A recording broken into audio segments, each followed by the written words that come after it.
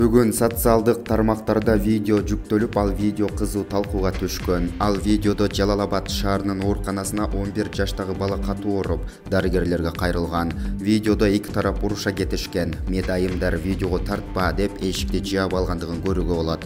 11 жаштагы баланын дене табы көтөрүлгөндүгүн тараптар айтышууда. Бул боюнча азыр териштирүү иштери жүрүп жатат.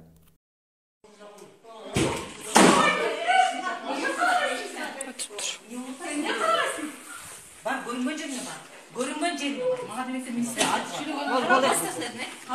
Niye tutuyorsun? Niye tutuyorsun? Şaptayı konç bile.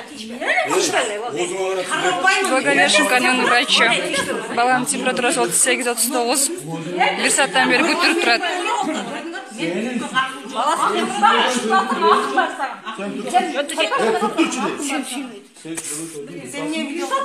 Неге тартпайм? Тартам. Еще как тартам. Еще как тартам.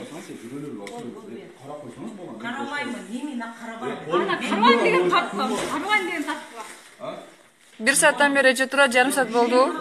Канча балаңыздын температурасы же? 38ке мына жарым сааттан бери температура өлчөп, картасы көтөрүп алдык. Мына турушуна. Жок,